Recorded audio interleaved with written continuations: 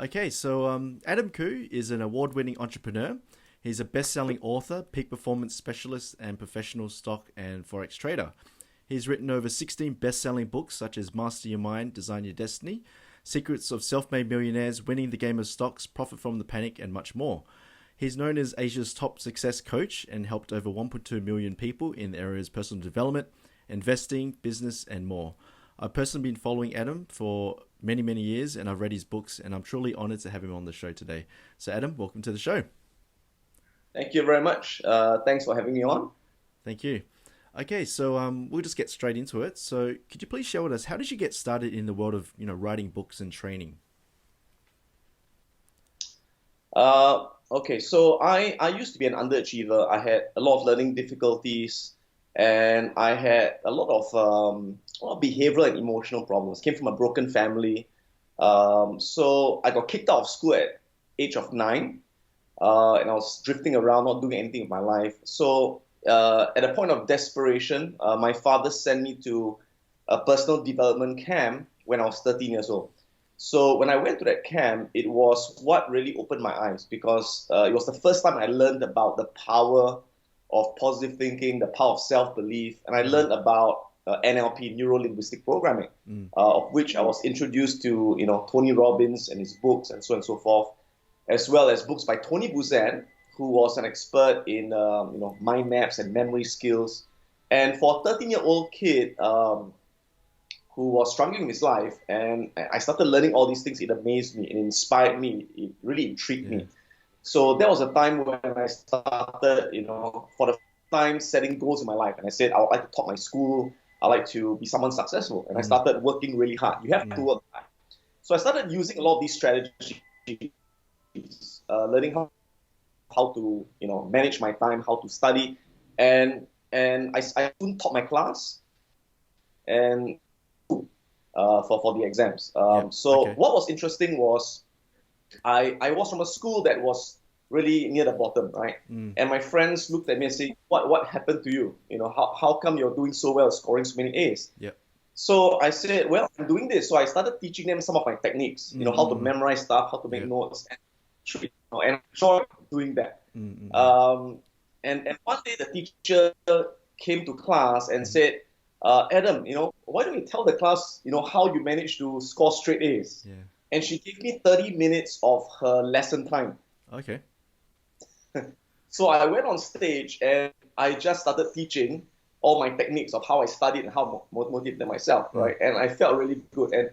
And that's when I found my calling. What really inspired me was being able to inspire someone else. And then I somehow managed to get the opportunity to write articles to a magazine called Teenage Magazine. Okay. So I started contributing articles every month, again, on positive thinking, goal setting, and all that. So that laid the foundation of my writing, and that laid the foundation of me teaching. And so eventually, I said I'm going to write a book, which I did. I started writing the book at 18 years old, and I eventually published it at 26. That was I'm Gifted, So Are You, the first book. And what happened was I was invited back to the camp, which I went for, and they invited me to be a volunteer teacher. So for 7 years, I was coaching students, coaching them how to study as a volunteer. So that's how I built my foundation in my training and book writing career. Oh, that's great. So it seems that because I noticed I've read lots of your books and everything. I've been to your seminars, and I just noticed that you're very empowering. Like the way you speak, you're very empowering, and you just have this natural ability to just care for people. And it just really projects in your voice and in your writings as well. It really touches people. So, I'd just like to say that, your blog, you've been writing it since, I think it was 2009, and you're still publishing posts as well. Yeah, and I noticed that a lot of, trainers and speakers, they might just give up after about a year or 2 years and they're gone, but you're still publishing. So, you're still publishing these books and you're still writing everything. So it's really good. Also, in terms of books, there was a book called Secrets of Self Made Millionaires. And, you mentioned the importance of NLP and it's helped shape your success. So can you tell us more about NLP as well? Okay, NLP stands for neuro-linguistic programming. So neuro means your mind, how your mind works.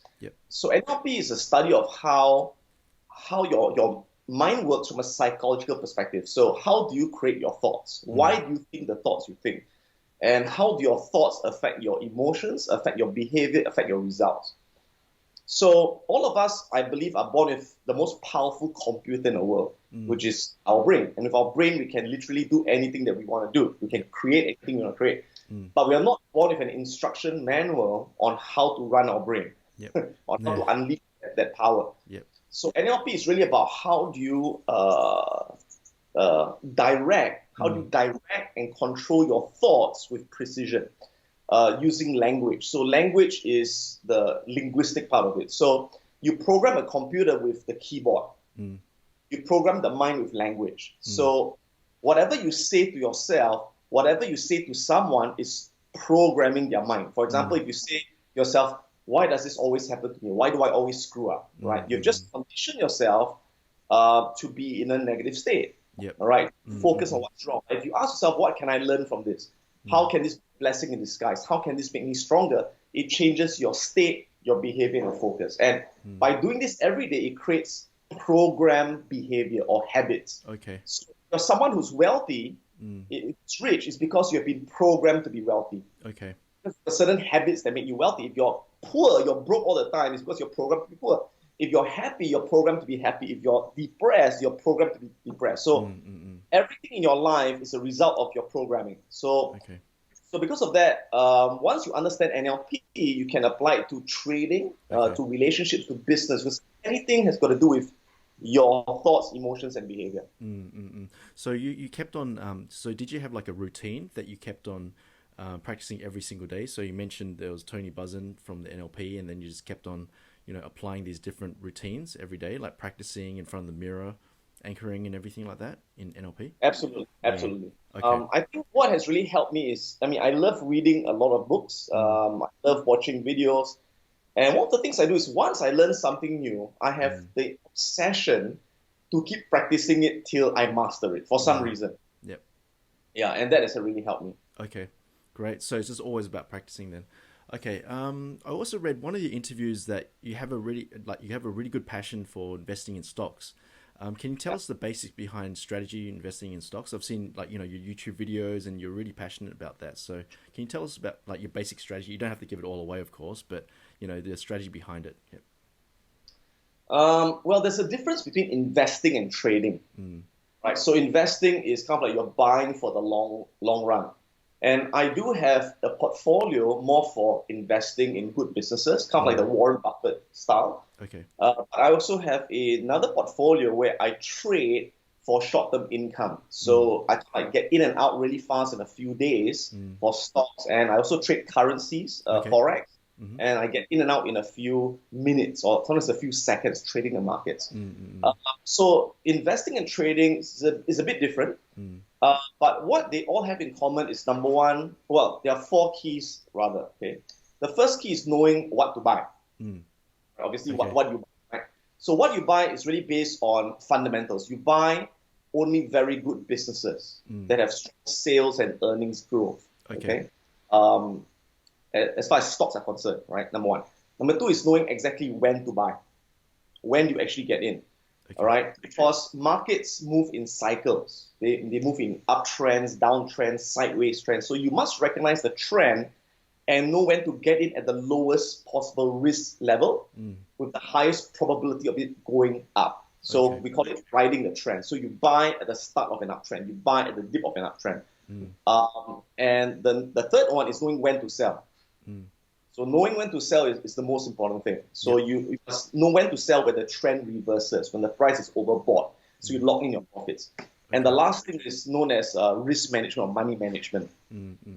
Because some people, they can buy the right thing 9 out of 10 times, but lose money. Because one time they are wrong, it wipes out all the profits when they were right. Because they don't have discipline to cut their losses, to exit when they were wrong. Okay. So when you have discipline, I can tell you that even if you're right 6 out of 10 times, or even 5 out of 10 times, you can be very profitable. If when you lose very little, you cut your losses, and when you win more than you. So that's the whole concept behind trading or even investing. Okay. Yeah, I think like for someone who's getting into trading and investing in stocks and forex and everything, um, what you mentioned about like risk reward and like you might win 6 times out of 10, and you still might get ahead. Like how do you how did you come over like the mental hurdle, like the adversity of losing money and everything? Like I mean, there's also a mind game to that. Like how do you get over that as well? Like for people who just get so frustrated, I lost so much money there. How do you get back on there? And just do it again and keep practicing like you have. It's again understanding the concept. So Mm. I began to understand the concept when I really studied probability. I mean, it helped that I majored in math in junior college. So I Yep. studied probability, I studied statistics. And I was also very intrigued with casinos. Okay. Uh, why do casinos always win? Why does the house always win? Mm. After all, aren't they playing a game of chance with the players, Mm. right? Mm. So one things I realized that in the short term, the casino can lose Okay. and they can win. But in the long run, the casino always wins Mm. because their games are rigged with a house age, a statistical age, Mm. Mm. Mm. where they are right more than they're wrong. Okay, Okay. because of age, right? Oh, As okay. well, when the casino wins, they always win more than they lose. Mm. So I noticed, interestingly, the best traders in the world, many of them used to be professional gamblers, Mm. professional poker Oh, wow. players, because it's the Okay. same concept. It's the Mm. exact same concept of looking at things statistically, Mm. Mm. right? Mm. And it's no different as in sales. Okay, we know a great salesperson who makes half $1 million a year, whether in real estate or insurance. Mm. They don't close every sale, No. all right? The best salesperson can meet 10 people to sell insurance, Mm. and only 3 out of 10 or 4 out of 10 will buy. Yep. Okay, or make 100 Mm. calls, only two would say yes to meeting, or eight will say yes. So whether it's sales or trading, it's always a statistics game. Mm. So the reason why a lot of people they can't succeed in sales is because they get 8 rejections and they give up. Mm. Okay. Or a trader gets 4 losses and they quit. Mm. Investor, they buy, the stock market drops, they bank and they quit.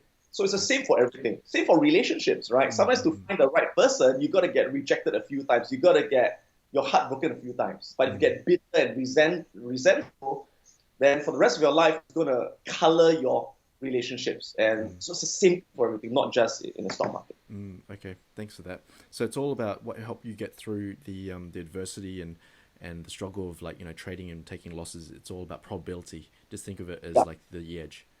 that's right. Yeah. And I tell my students, I say, okay, think about it Mm. this way. In any business, you have sales and you have costs, Okay. right? You can't have revenue without costs. So if you have a shop and you sell clothes at $200 and your cost is $100, your profit margin is, or your profit is $100, right? Mm. Mm. Mm. So is that a good business? Just a tiny bit. Like Not if bad. you're just making a tiny bit of profit. Yeah. 50% profit margin, right? It's not Yeah. bad, right? Yeah. Yeah. Right. So same thing with trading. When you have a winning trade, that's a sales revenue. The losing trade, that's a cost of goods sold. Mm. Okay. Okay. So, for example, when I make a loss in the market, I lose, for example, $1. Right? An example, right? When I win, I always win at least $2 or more. Okay. Even if I'm right half the time, sales minus cost, profit. Mm. Same Okay. thing. Yeah. So you treat it like a business. You just look at this is like a business. It's got its own expenses, and if I lose a bit of money, that's how I learn It's and I'm part getting of better. the business. Mm. Mm. So people say, when I run a business with only sales and no cost, what the heck? This is impossible, right? It's unrealistic. Mm. Mm. Mm. Okay. Great. All right.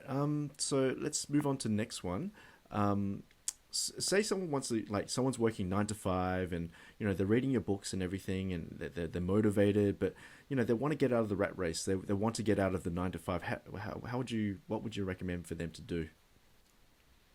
Okay, so you need to, okay, in this day and age, you have to learn how to create multiple sources of income. Mm.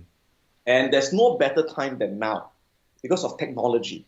Mm. In the old days, if you had a full-time job and you wanted to create a second income, it was very difficult. You had to moonlight at night. You Mm. had to, but now with technology, there are thousands of ways and you can read all about it on the net and all that. And I'll give Mm. you an example, right? So, Mm.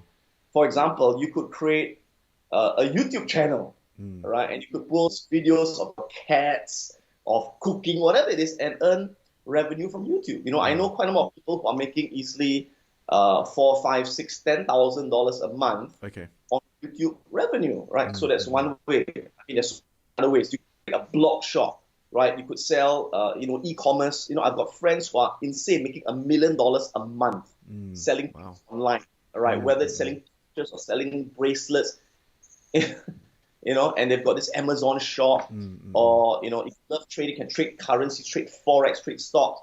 So there are 1,000 ways to do it. So you got to find a way that you're passionate about. Okay. So some people are just hate numbers. They just hate looking at charts. So if you're like that, you shouldn't be a trader. Okay. Obviously, right? You should only do it because you enjoy doing it. But if you're someone who says, you know what, I love writing, I love interviewing people, right? Just on creating a YouTube channel, or creating, or I love shopping, and create a blog where you sell stuff. Find what you love and find a way to commercialize it and scale it. Okay, so passion, as you said, passion is very important to starting a business, because it just helps you, go forward and keep pushing through, right? In anything, I've never known someone who has succeeded in anything when they first went in saying, I want to make money from it. Never. Okay. When I first started, trading and writing books, money was the last thing on my mind at that point of time. Okay. Because I trade because I love doing it, and I was doing it for free. Okay. When I first wrote the book, I said I would like to share my story. So the same thing with even a Mark Zuckerberg when he started Facebook, or Sergey Brin, Larry Page when they started Google. Their intention initially was always change the world. Or Mark Zuckerberg was, I need to make more friends. I got no friends. How do I make friends? It was then about making money, and it was the making money was later, right? But if you always start with how do I make a lot of money, rarely do you ever succeed, because you tend to go into something which you're not passionate about, and the moment things get tough and you don't make the money as easily as you thought, you would quit.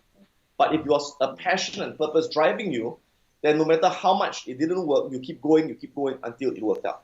Okay, excellent. So just keep going, and then the money will come after, like you've Money's like a woman. Money's like a woman, right? Yeah, it sounds like this. The more you chase it, the more it runs away.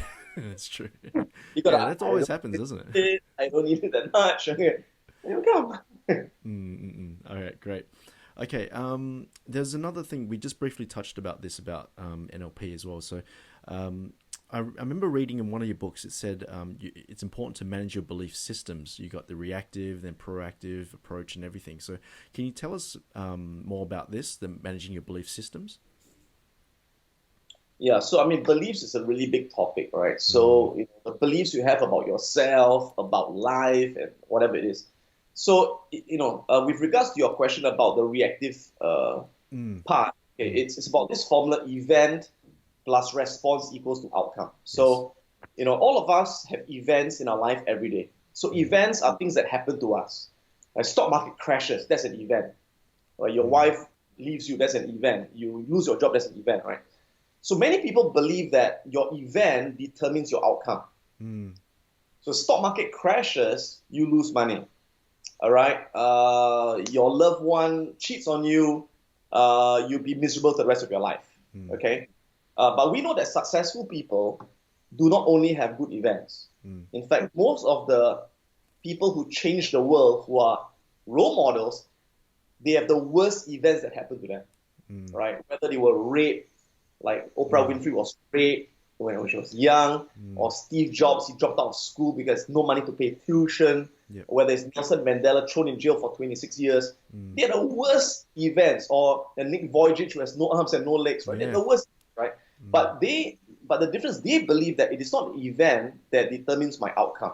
What determines my outcome is how I choose to respond to that event. And it's really the way you respond to the event that determines your outcome.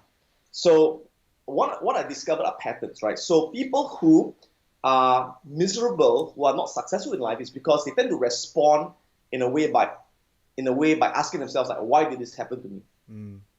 Right? Why did this happen to me? Whose fault is it? And all that. But people who are successful, they respond by, can I learn from this? What do I still have? And how can I turn this around? That is what makes all the difference. Because your beliefs determine what you focus on. What you focus on determines on how you feel. How you feel depends on what you do, and what you do will affect what you get. Okay, great. Okay, so someone who's going through some massive adversity, maybe they're going through a loss, or they lost a business, or lost lots of money in the stock market, and they want to give up. And I'm sure that you went through all this as well. Like, when you're building up your businesses and everything. Like, what advice would you give to someone who's going through something like that? Okay, And so they need some help, and what do I do? Like, they're panicking, and yeah. So the first thing is to change your state, how you feel. All right. And the only way to change your state, to change what you're focusing on. So instead of focusing on why is this happening to me, why do I keep screwing up, why am I so lousy, start focusing on what do you have right now. What you have that so many others don't have. And what can you learn from this? How can this make you stronger? How can you turn this around? And I know that it's easy to say it logically. It's a challenge on really how to change how you feel. So one of the things that I do is I watch a lot of inspirational videos myself. Okay. And I read a lot of books, inspirational books on comeback stories. So I do a lot of that. Okay. And I find, when you read a lot of, you can read a book or video. When you read a lot of these comeback stories, inspirational stories, and you find that there are people who are 10 times worse than you, suddenly, relatively, your problem disappears. I remember many years ago, I lost a couple of 100,000 in the business. Or I kind of like cheated by my business partner, and I was upset. And then I read the story of this man. His name is Mr. Lim Tao Yong. He's really passed away. But his story came out in the newspapers in Singapore, right? And what happened was he was 72 years old. Oh, yeah, I remember. Yeah, and he just he just went bankrupt at 72 years old. He owed the banks $80 million. Yeah. All right. And when I read that story, I said, okay, this guy owes $80 million. He's 72 years old. So what am I complaining about? Right? I'm 20 years old. I just lost 200 grand. Why am I bitching, right? Yeah. And what happened was he didn't give up, right? And at 82 years old, 10 years later, he made everything back. He made back everything. He got out of bankruptcy and he was up $5 million. Right? You think your life is miserable? Look at someone with no arms and no legs, right? Yeah. That changes your perspective. Yeah, I guess it's easy to get lost in your frustration and pain, but when you just change your perspective, as you just said, like when you look at other people, what they've been through, they've been through worse, and that helps really motivate you, inspire you as well. So, yeah. Take a quick plane ride to North Korea if you can, or Somalia. Spend a week there, and you come back. I guarantee you'll be happy. Yeah, that's right. It's relative. Yeah. It's all relative, right?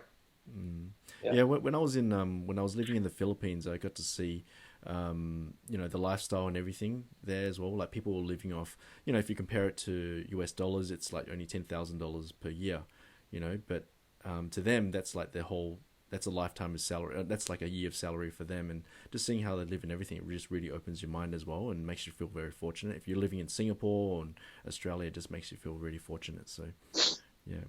Okay, so so let's talk about let's someone who's got like a dream of having their own successful business but doesn't know where to start. Like, I think you mentioned before, having a passion, right? But what should they do? Does it start from passion there, and then they just go out and sell, or like, what do they do? Well, the first thing is you got to be prepared, right? So, well, it depends on whether do you have a family to feed. Are you starting out after university, or have you been working for work? So it really depends. But obviously, it's easier if you're starting out, right? You don't have a family to feed. You can go to your parents' house to stay. So obviously, if you've got a family to feed, the first thing you need to do is you need to save up enough to last you for at least 6 months. 6 months? Okay. So if you've got no income for 6 months, you need, if you've got no income for 6 months, you can survive, right? So that's the first step that most people skip. You gotta save enough to buffer yourself. And of course, if you're starting off, then if you can live in your parents' house, get some allowance from a living expense, that helps a lot, right? First thing. Second thing is, yeah, you need to have a passion and all that, but you got to be prepared. Okay, Okay. so my suggestion is always this: if you want to start a restaurant business, Mm. go work at McDonald's for 6 months. Okay. Okay, if you want to start a clothing business, go work for, I don't know, what's a famous clothing store for 6 months, because you Mm. got to understand the business inside out, Okay. right? And you're being paid to learn. You're being paid to learn. And that's when you build your connections, your contacts of suppliers, and so on and so forth. Mm. Mm. Mm. Okay. And the next thing is you got to get a basic education in finance. Mm-hmm. All right. I mean, not a formal degree, but at least you have to read, at Mm. least, right, to understand, basic accounts and marketing and operations and all that. The main reason why many entrepreneurs fail is because, and again, I learned this from Michael Gerber. He wrote a book called The E-Myth. Mm. Mm. So I suggest that any person who wants to start a business, you have to read this book called The E-Myth Okay. by Michael Gerber. It's the best book I've ever read. Have you read this book? Yeah, yeah, that's a good book. It's all about systems and Yeah, yeah, it got a really that's good right. story. So, Yeah. Mm. so he said, so what he said is really true. He said the main reason, for example, most teachers would say, okay, I'm going to start a school. I'm going to start a tuition center, right? Mm. Learning center. So most teachers, what happens? They are good at teaching. So they start a school because they thought I can teach, right? But Mm. they start a school, but they know nothing about marketing. They know nothing about finance. They know nothing about branding. And that's why they fail. Mm. Or a cook starts a restaurant. He knows everything about cooking. He knows nothing about business. So he spends all his time cooking in the kitchen. Who's running the business? No one's running the business. Business fails. Mm. Mm. Mm. Yeah. So when you start a business, you cannot think like a specialist. You cannot think like a teacher. You cannot think like a cook. You got to think like a business guy, Mm. right? And you got to have some background in that. You got to learn that either through a seminar or books or Yep. whatever, Mm. Mm. or Mm. mentor. Yeah. Okay. So that's really good what you said about preparation. So you need to make sure that you got your money saved up for 6 months, and then after that you reduce your expenses, and then you go start your business, or work in another place for like 6 months and try and understand the business, but not think of it as like a specialist, right? You look at it as like from a business point of view, all the operations and everything. Okay, that's really That's right. good. Okay, so I went to Singapore to go to one of your seminars, and I can see you're really Yeah. passionate in teaching and helping people and everything. So, I know that you spent many years practicing training and everything. But what about other people who, I mean, I'm sure that they try your products and everything, but they also want to become a trainer like you. Like, what advice would you give them to become a powerful trainer like you?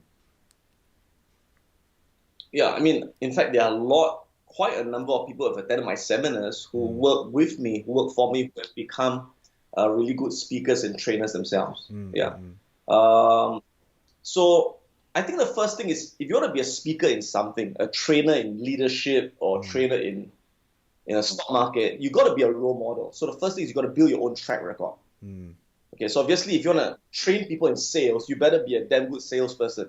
yep, Yeah, right? You want to train people in trading, you must be a really good trader. So the mm, first thing is to build your track record in that area of specialty, mm, right? okay, And the second thing, of course, is to develop your ability to engage and to speak.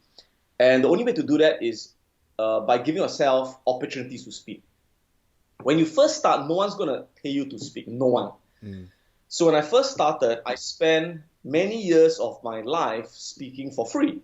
mm, You okay. know, doing yeah. So You spent years doing it. where Wow. did I go? I went to centers, Mm, community centers, churches, temples. Anytime there's an opportunity to speak, I would volunteer. Say, okay, let me do that. yeah. You know, Mm, and yeah, so that's the only way to build your experience. mm. So lots more practice, and just get out there, take as many opportunities as you can, and then you build your skills and you build the networks, and then you go out there and you speak as well. So, okay, and you also got to walk the Yeah, talk as well. Okay, great. Yeah, I noticed yeah, that. yeah. Yeah. I mean, you're all like your number one trainer in Asia. You're in Singapore, Vietnam. You've expanded to Vietnam as well. I think you went to the Philippines as well. But are you planning to come to Australia soon and speaking in Australia sometime, and or like are you planning to do any seminars Um, or? Nothing planned at the moment. Mm. Nothing planned at the moment. Or maybe in Actually, it's Europe or interesting something, because or yeah. Mm. yeah, See what my happens. wife has just put a limit on my travel Oh, okay. abilities, right? Okay. But I enjoy it. No, the reason is very simple. So currently, I have 5 seminars in Singapore, Mm. Malaysia, Philippines, Vietnam, and Indonesia. All right, Okay. and that alone is taken up basically most of my time. Okay. Okay, so I kind of made a commitment to my family Mm. that I will not travel any more than what I'm doing right now, Okay. which I think is fair to them as well. Mm. And because of that, I have therefore focused a lot on online business, Okay. where I now teach my courses online Mm. through video tutorials and YouTube and all that. Mm. So in fact, I just started my online training center Mm. on profits. Piranha is the fish, the piranha, right? Yep. Piranhaprofits.com. Mm-hmm. So the purpose of doing that was to reach out to countries which I know I don't have time to travel to. Mm. So currently, most of my students are from the US, from the UK, from Australia, Excellent. from South Africa, Mm. from Russia, from That's all great. around the world. Yeah. So that's my main focus right now. It's not traveling. Yeah. Okay. Because 13 and 14 years old. So this time when I really want to be around Mm. before they all go. Okay. Well, that's great. Yeah. So how can people like get in contact with you to get the courses, seminars, and books? Like, what's the best way for them to contact you? By the way. Okay.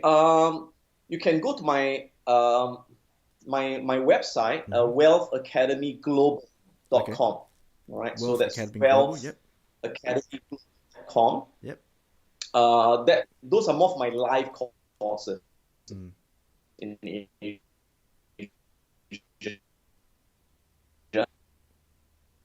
on trading, on forex and stock trading. You can also go to YouTube and you can check out many of my videos over there where you can get some basic knowledge on what I do. Fantastic. Well, yeah. So we'll finish up there. I really appreciate your time. I know that you're incredibly busy as well. So, yeah. If there's anything else you'd like to add and say to the rest of the listeners. Yeah, so I'd like to thank Kobe for having me on. I think you're someone who's also been really, really passionate about engaging and adding value to your viewers. So fantastic job, and thank you for having me on. I wish you all the success in your channel and your business as well. All right. Thank you very much for that, Adam. Really appreciate it.